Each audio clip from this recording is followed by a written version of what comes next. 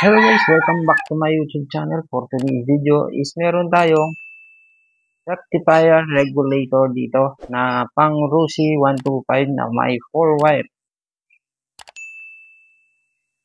Sa isang motor ko nga pala to is di na pwede to guys kasi sira na.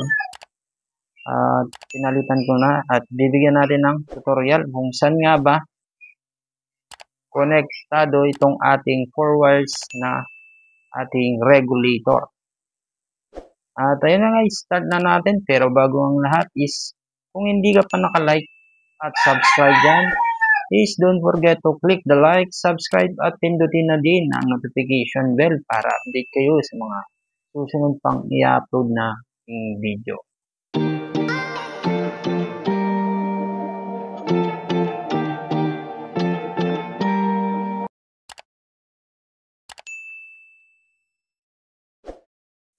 At ayun na guys, start na natin. Start tayo dito sa ating green wire. Sa green wire guys is connected ito sa ating negative or sa ating ground.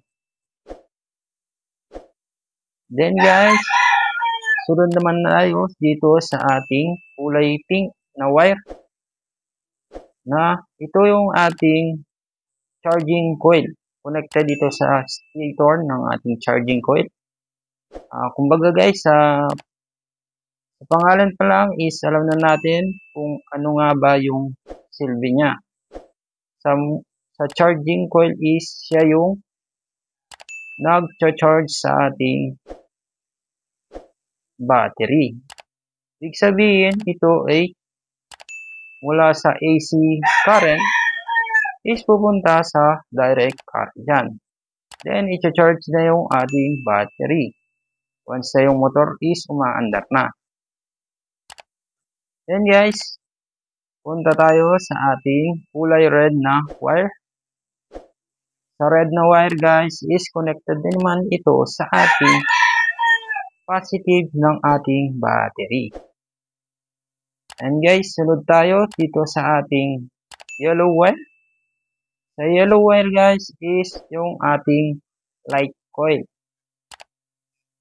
Sa light coil guys is yun ang ating, kumbaga guys, siya yung sa ating mga ilaw.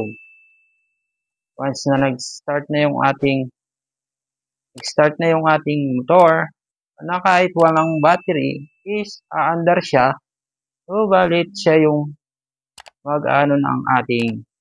magsisindi ng ating mga ilaw. Kaya nga tinawag siya na light wire. Sa meaning na light is alam na natin kung ano nga ba yung silbi niya. Ito is AC current din. Then once na pumunta na dito is magiging direct current na din siya. Katulad ng ating charging coil. At ayun nga guys, hanggang dito na lang ang ating video. Sana nakatulong tong ating video sa lahat.